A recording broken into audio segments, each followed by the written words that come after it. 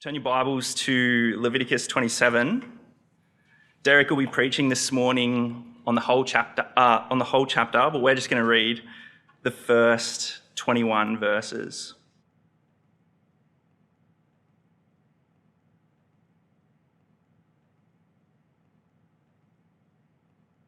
Leviticus 27. The Lord said to Moses, "Speak to the Israelites and say to them, if anyone makes a special vow to dedicate a person to the Lord by giving a special dedication to a person to the Lord by giving the equivalent value, set the value of a male between the ages of 20 and 60 at 50 shekels of silver, according to the sanctuary shekel. For a female, set her value at 30 shekels. For a person between the ages of 50 and 20, set the value of a male at 20 shekels and of a female at 10 shekels. For a person between 1 month and 5 years, set the value of a male at 5 shekels of silver and that of a female at 3 shekels of silver. For a person 60 years old or more, set the value of a male at 15 shekels and of a female at 10 shekels. If anyone making the vow is too poor to pay the specified amount, the person being dedicated is to present to the priest, who will set the value according to what the one making the vow can afford. If what they vowed is an animal that is acceptable as an offering to the Lord, such an animal given to the Lord becomes holy. They must not exchange it or substitute a good one for a bad one or a bad one for a good one. If they should substitute one animal for another, both it and the substitute become holy. If what they vowed is a ceremonially unclean animal, one that is not acceptable as an offering to the Lord, the animal must be presented to the priest, who will judge its quality as good or bad. Whatever value the priest then sets, that is what it will be. If the owner wishes to redeem the animal, a fifth must be added to its value. If anyone dedicates their house as something holy to the Lord, the priest will judge its quality as good or bad. Whatever value the priest then sets, so it will remain. If the one who dedicates their house wishes to redeem it, they must add a fifth to its value, and the house will again become theirs. If anyone dedicates to the Lord part of their family land, its value is to be set according to the amount of seed required for it, 50 shekels of silver to a homer of barley seed. If they dedicate a field during the year of Jubilee, the value that has been set remains. But if they dedicate a field after the Jubilee, the priest will determine the value according to the number of years that remains until the next year of Jubilee, and its set value will be reduced. If the one who dedicates the field wishes to redeem it, they must add a fifth of its value, and the field will again become theirs. If, however, they do not redeem the field, or if they have sold it to someone else, it can never be redeemed. When the field is released in the Jubilee, it will become holy, like a field devoted to the Lord. It will become priestly property.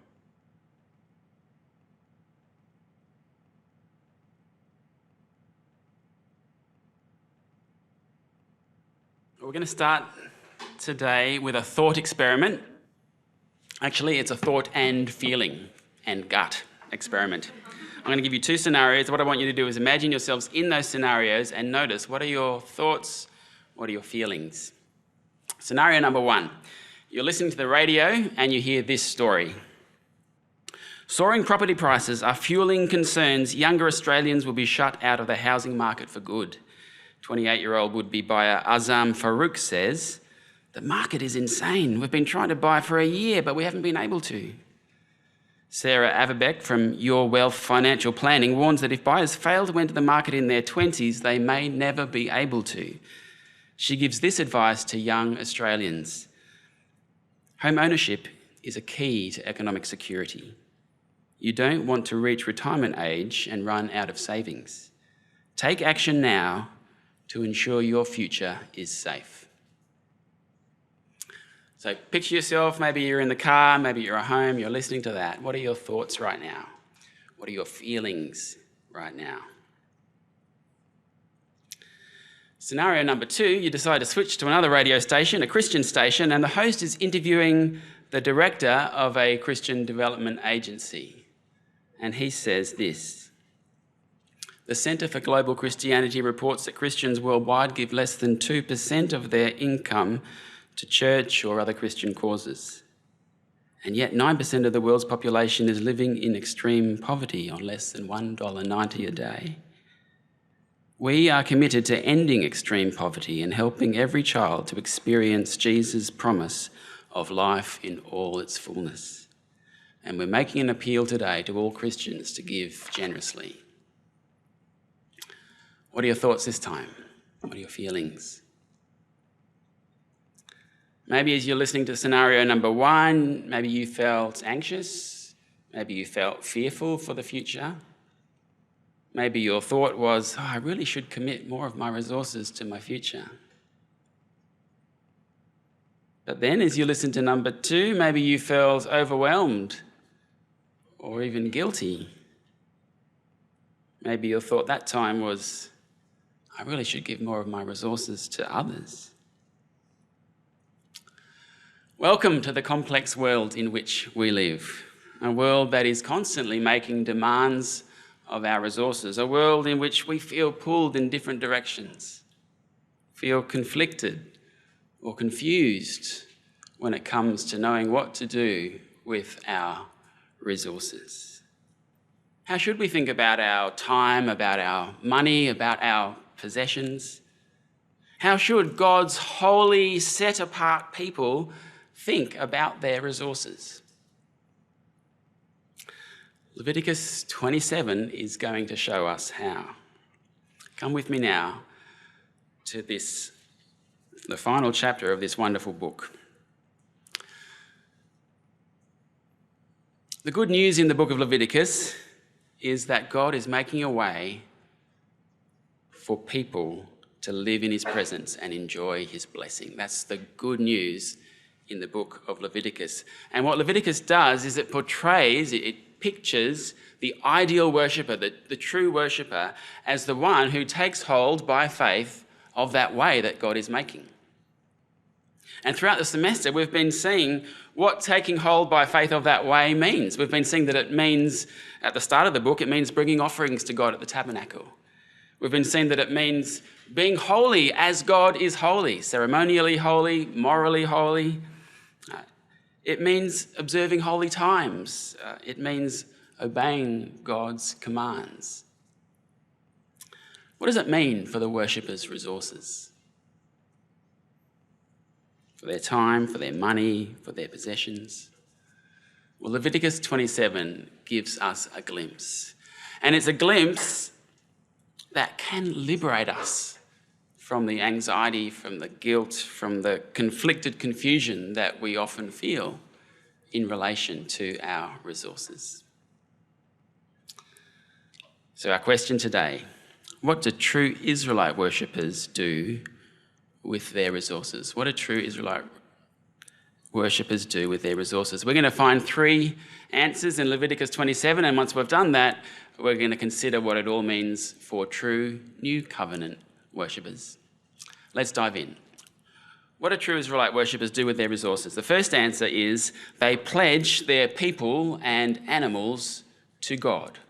They pledge their people and their animals to God. This is verses 1 to 13, and these verses are about vows. 1 to 8, vows to dedicate people to God. 9 to 13, vows dedicating animals to God. So a vow was like a conditional promise which you'd make to God, and usually it was made in a crisis situation. Lord, if you save me from this flood, if you save me from this storm, if you save me from this sickness, I vow to give you myself, or I vow to give you my firstborn child, or I vow to give you my very best bull.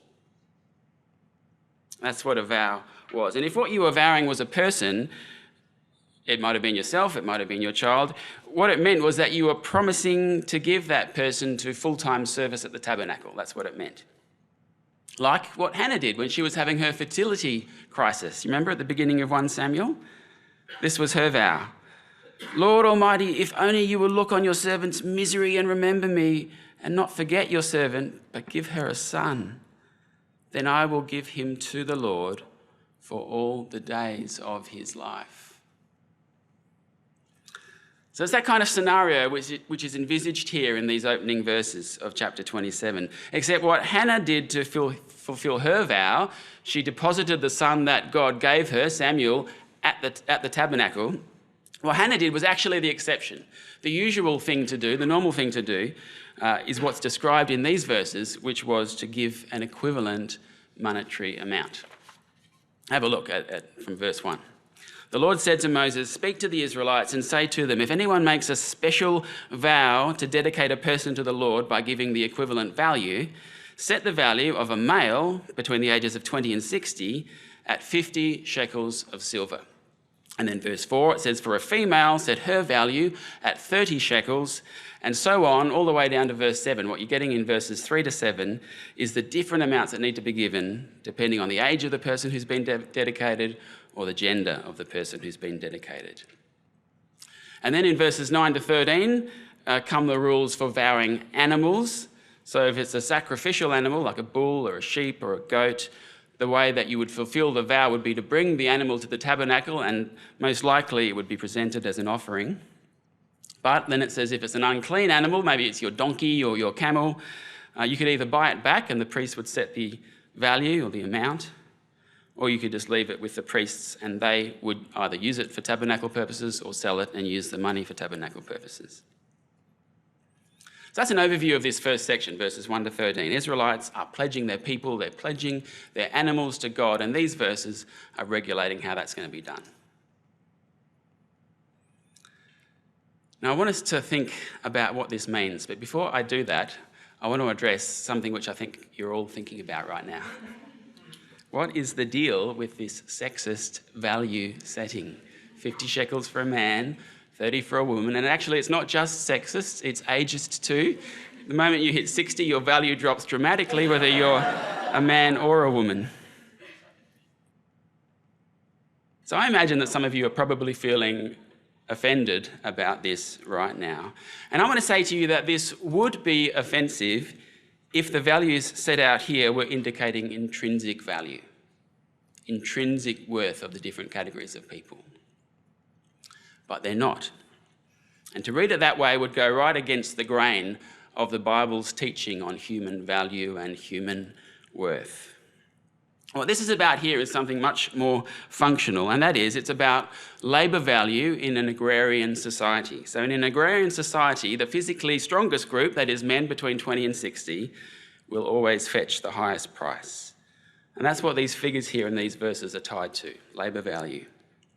So please don't read more into these verses than they are intended to bear. These verses are not talking about the value of the different contributions that men or women made to society, or which the young and the old were making to society, and it's certainly not talking about the intrinsic value of those different groups of people, their value before God. In fact, the fact that we react to these verses so strongly, in a way probably that previous generations didn't, might reveal to our shame that we do link labour value to intrinsic value. Okay, let's take a step back now and let's think about what's going on in verses 1 to 13. We've got vows dedicating people and animals to God. Is that even a good thing to do? Don't vows have a bad name in the Bible? Think of Jephthah's story in Judges 11. Jephthah was about to lead Israel into battle, and this is the vow that he made to the Lord. He said, "Lord, if you give the Ammonites into my hands, whatever comes out of the door of my house to meet me when I return in triumph will be the Lord's, and I will sacrifice it as a burnt offering." And then, of course, what was it that came out of the house to meet him? It was his daughter, and she paid the ultimate price for his sin. So don't stories like that one, don't they warn us against this whole practice of dedicating, vowing people to the Lord? Don't they tell us that the whole practice is bad? Well, no, not exactly. Stories like that certainly do warn us against misusing the practice, against sinful or immoral or rash or foolish vows. In fact, more generally, looking at the Old Testament, there's lots of warnings about vow making and about foolish vow making. Ecclesiastes 5, for example, says it's better not to make a vow at all than to make one and then not fulfill it. So yes, there's lots of warnings about misusing the practice or making unwise vows, but these are qualifications to a foundational truth, and that foundational truth is that in the Old Testament, a vow to dedicate a person or an animal to God was part of true worship. And by regulating the practice here, Leviticus 27 is legitimising it, not just legitimising it, making an invitation to Israelites to do it as an expression of true worship. So let's think about this. As Leviticus 27 pictures the way the true Israelite worshippers manage their resources, part of the picture that we're getting is a picture of people ready to pledge themselves, their children, the animals which were their livelihood, to God. What an extreme thing to do. What an extravagant thing to do. What a costly thing to do. The 50 shekels that you'd pay for an adult male is about 4 years' wages. And keep in mind that this is entirely voluntary. There's no command to do it.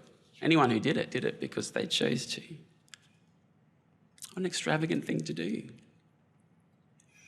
Maybe right now you're wondering, well, should we be doing this kind of thing? Should we be making vows like this in the New Covenant era? And that's a good question, and I want to get to that in a little bit.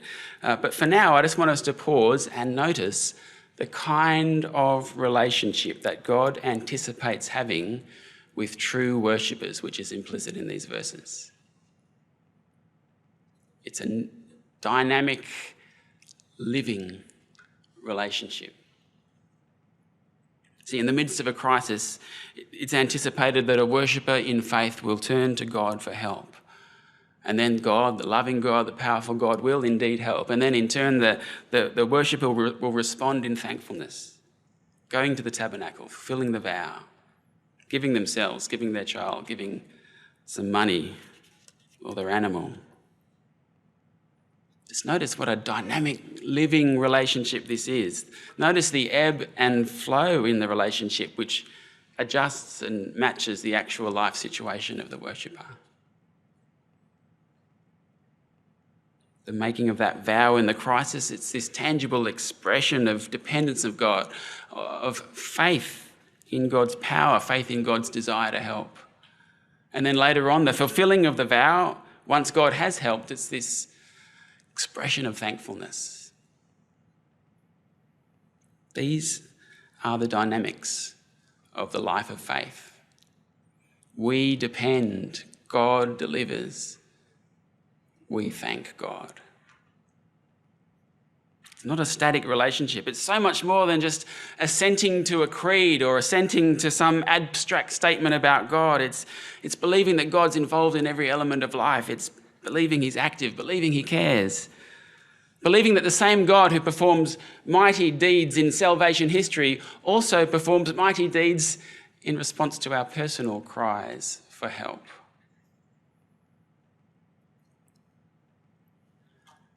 How does your relationship with God match up to the picture here? Who do you turn to in a crisis? Your friends, your family, the government, yourself? Who is functionally God for you? Do you believe that no matter what part all those other people might play, that the crisis is ultimately in his hands? And do you believe it so much that you'd be willing to pledge yourself, your child, your livelihood to match that belief?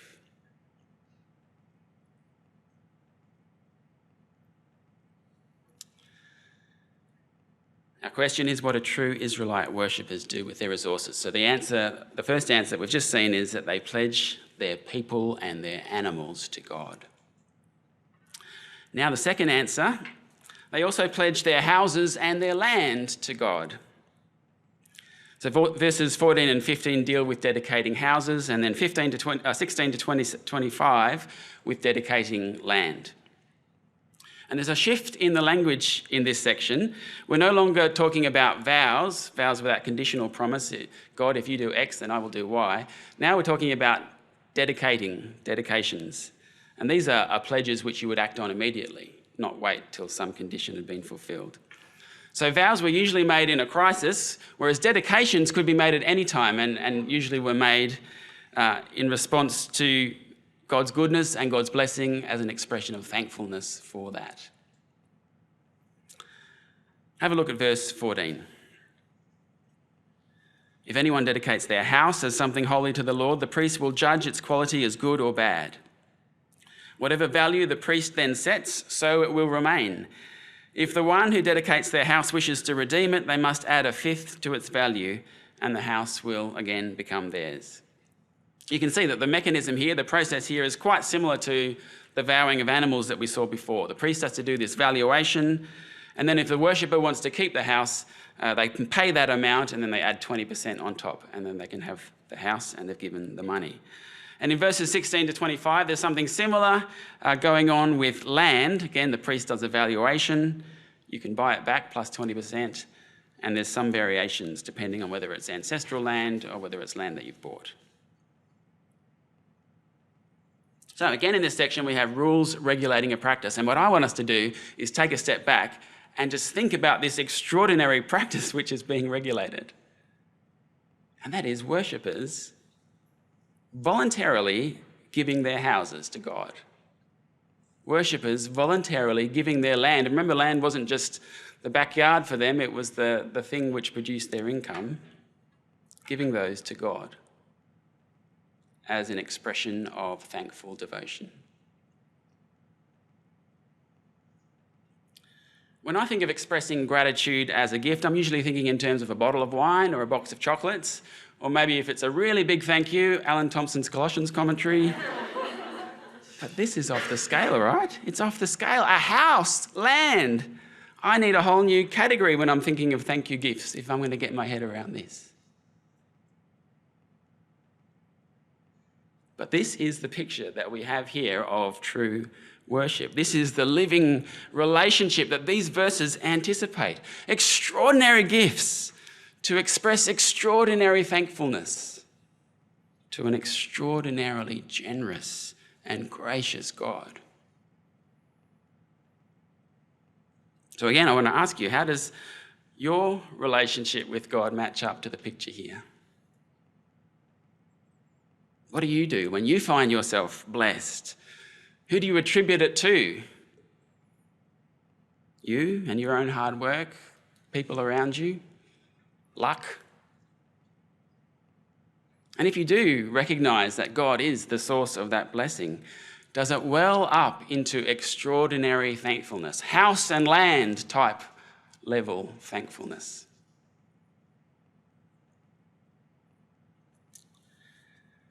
What do true Israelite worshippers do with their resources? First, they pledge their people and animals to God. Second, they pledge their houses and land to God. And now, finally, third, they pledge without skimping. They pledge without skimping. What the final section does, and this is verses 26 to 33, is it deals with things that you can't pledge to God. Why can't you pledge them to God? Because they're already His. Have a look. There's three things that are highlighted here that you can't dedicate to God. Verses 26 to 27 is firstborn animals. I'll read verse 26. It says, "No one, however, may dedicate the firstborn of an animal, since the firstborn already belongs to God, whether an ox or a sheep. It is the Lord's." Then you've got verses 28 and 29, you've got devoted things. So people or things could be devoted to the Lord. Usually it would be God himself or a leader who would declare it devoted, like what God did when Israel entered Canaan. The Canaanites and their possessions were all devoted to the Lord. So devoted things are another category of thing that you can't dedicate to God because they're already God's. And the last category is tithes in verses 30 to 33. Again, This is something that already belonged to God, a tenth of your crop, a tenth of your flock, a tenth of your herd, so you couldn't go and dedicate them again. Just think about the picture that we're getting of human nature, of sinful nature here in these verses. It's pretty devastating, isn't it? Imagine that it's your birthday party and your friend turns up and says, "You are going to love the gift that I've got you." And he makes a really big deal of calling everyone at the party to say, "Come out and see the gift that I've got." And he pulls you out onto the street and everyone's there. And when you get there, you look and it's your car, which you lent him yesterday, wrapped in a ribbon. How are you feeling towards your friend right now? See, up until this point in Leviticus 27, the portrait of the true Israelite worshipper has been so positive, so idealised, but now there's a balancing dose of realism.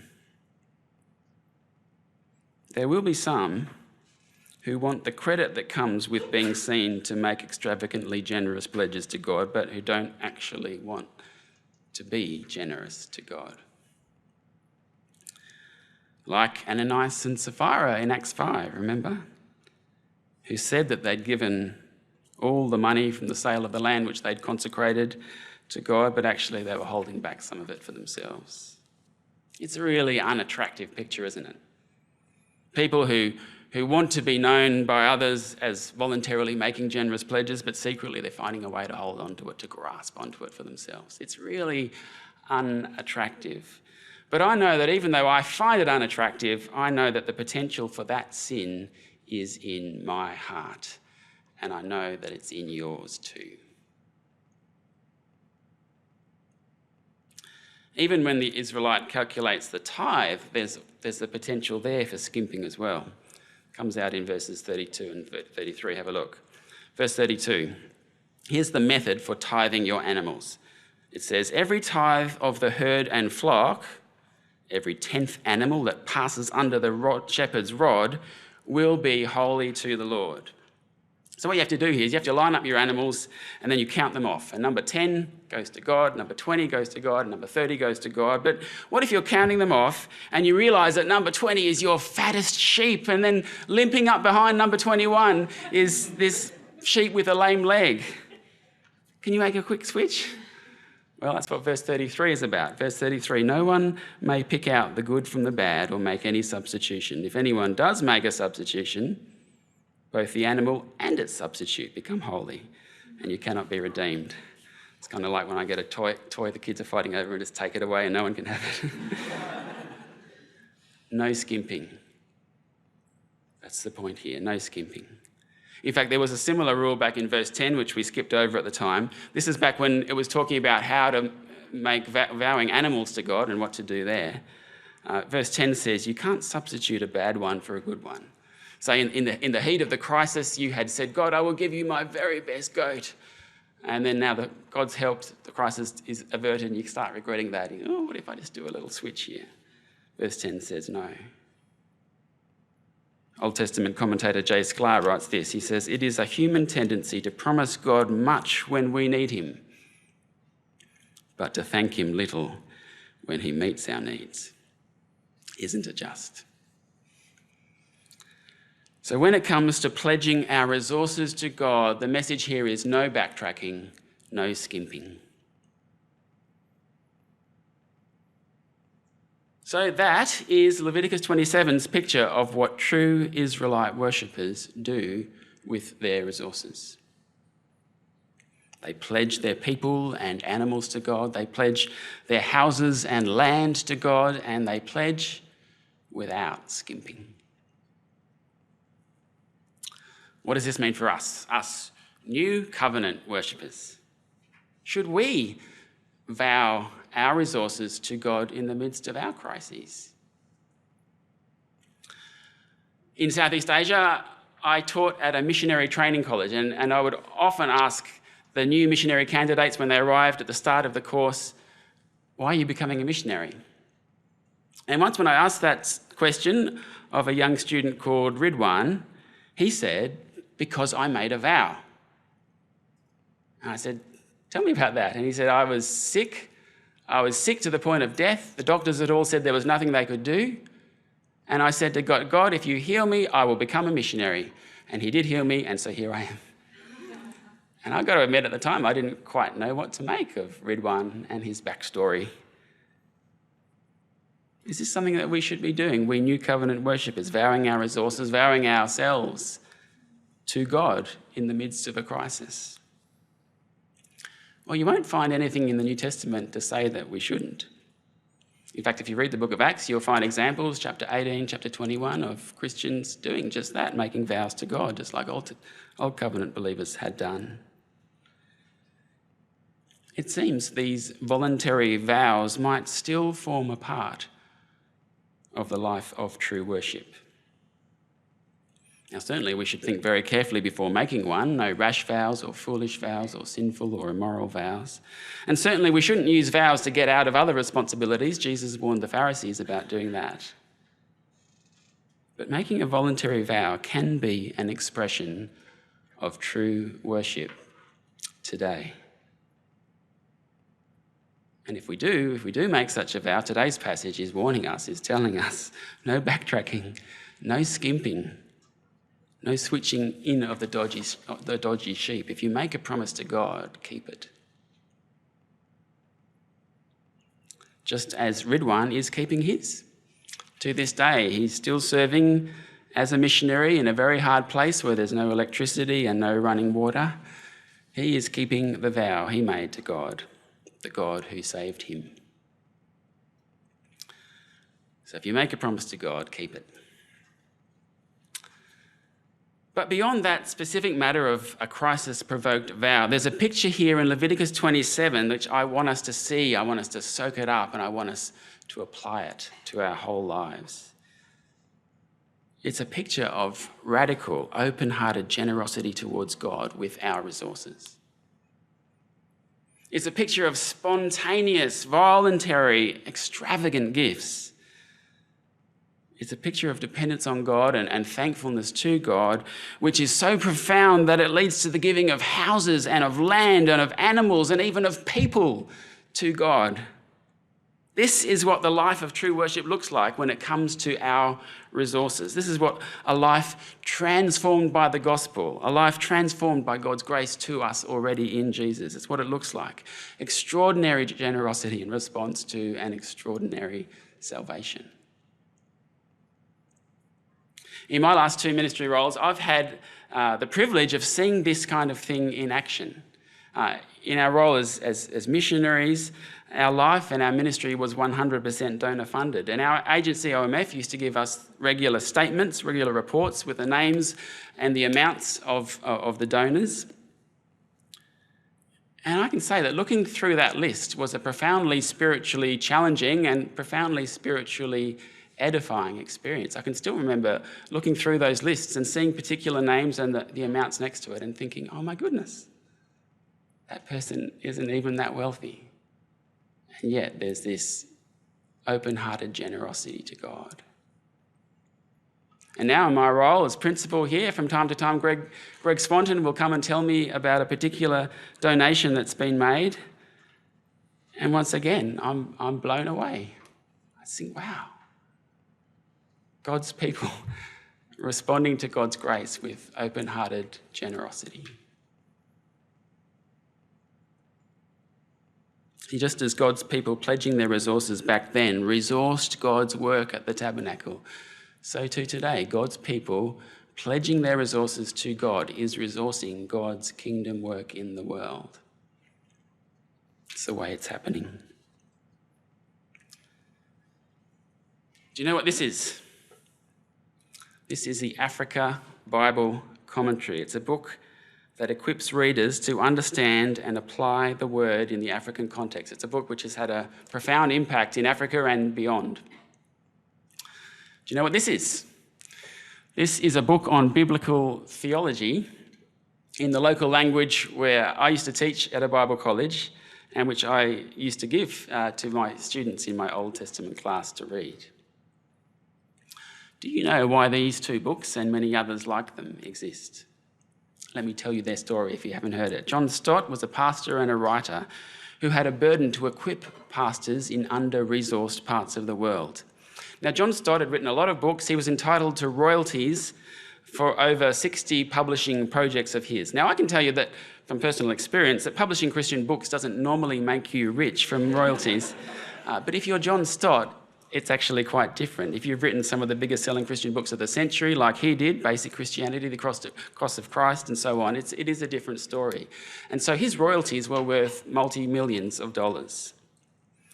He irrevocably assigned all of his royalty earnings to a trust to fund the resourcing of pastors in Africa, Asia, and South America, which led to the founding of Langham Partnership. This was an extravagant pledging of his resources to God, which even now that John Stott has gone to be with the Lord, it continues to have a global gospel impact through Langham trainings, which I used to attend sometimes in Southeast Asia, and Langham resources like those 2 books I just showed you. Just think about John Stott. John Stott, who didn't believe he was entitled to these things. He wasn't driven by financial anxiety or fear about his own future. He wasn't grasping for himself, accumulating for himself. He was actually famous for living very simply. The people that knew him well just kept wanting him to buy a new jacket to replace the blue threadbare one he always wore. He was freed up by the gospel to give to God. Extraordinary generosity in response to an extraordinary salvation. How about you? How about me? How about the next time we hear a story on the radio about the property market? Leviticus 27 invites us, it frees us to have a mindset of extraordinary generosity to an extraordinary God. And it's on this note that Leviticus finishes. That's the end of the book. And as Kristen said at the start, a lot of people think it's a pretty strange way to end with regulations about vows and dedications. Some people think that the rhetorical flourish that you get in 26 with blessings and curses would have been a much better way. This seems like an anticlimax, but I think we've seen today that this is a perfect place to finish. In fact, the book is finishing where it started. Can you remember back to week 1, Leviticus chapter 1? The burnt offerings, those voluntary gifts, costly gifts given to express thankful devotion, given over to God as holy. Do you remember that?